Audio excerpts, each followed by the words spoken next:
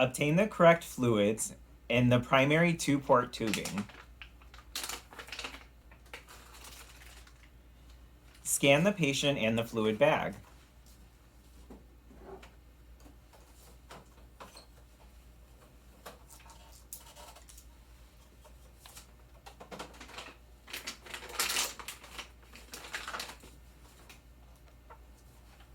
You'll note that the barcode is usually on the left side of the bag on the front. Hang the IV bag on the pole. Open your primary tubing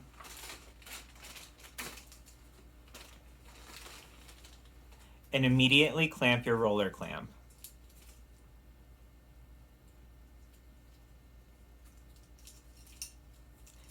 Spike the fluids with the primary tubing.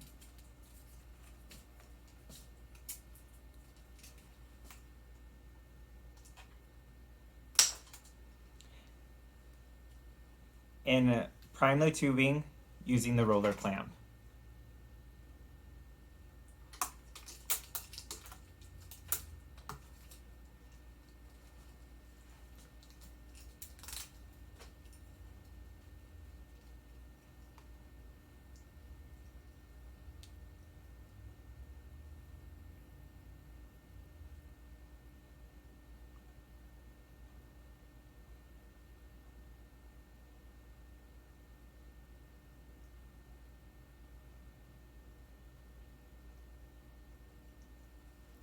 Once you've primed your tubing, expel any large air bubbles within the tubing by gently flicking the tubing with a finger or opening the roller clamp, and then reclamp your tubing after.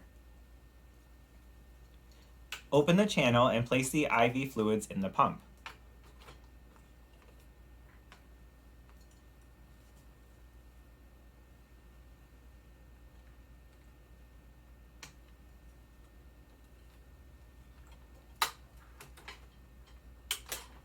At this point, you want to don gloves.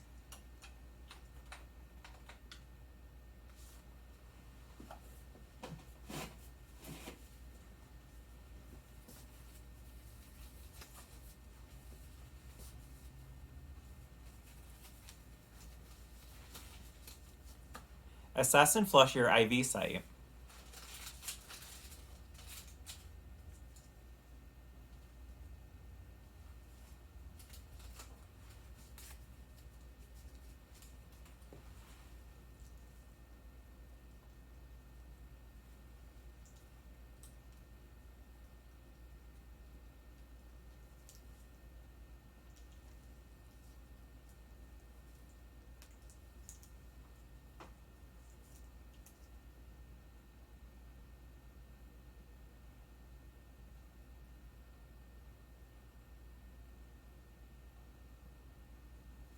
If your IV site is good, you can connect the fluids to the patient.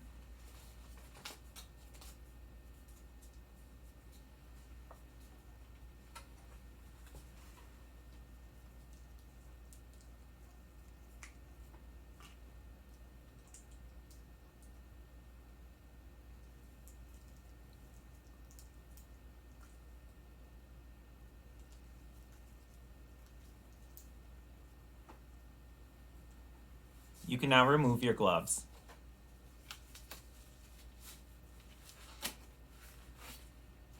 Turn the pump on if it's not turned on already.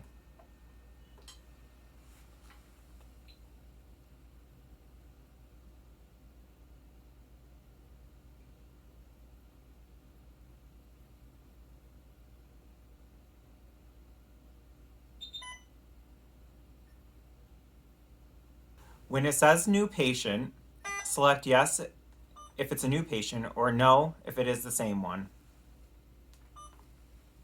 Program the pump to fit the floor that you're currently on. For example, if you're on Med-Surg, select Med-Surg. Now you want to press Channel Select on the channel that you're using. Make sure you are selecting the channel that you are actually using. Press Guardrail IV Fluids. Press Maintenance IV Fluids. It will ask you if Maintenance IV Fluids is correct. Press Yes. Under Primary Infusion screen, select the rate and input the appropriate rate from the MAR.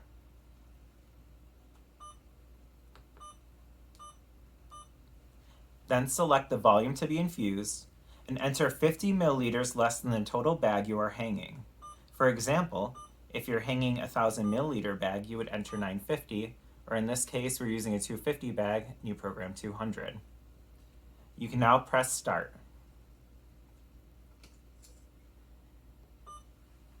Make sure you ensure that all your roller clamps are open at this point and follow your lane to your patient and make sure the patient's line is open.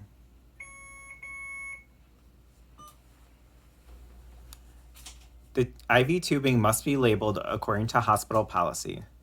Ensure that it is labeled before you leave the room.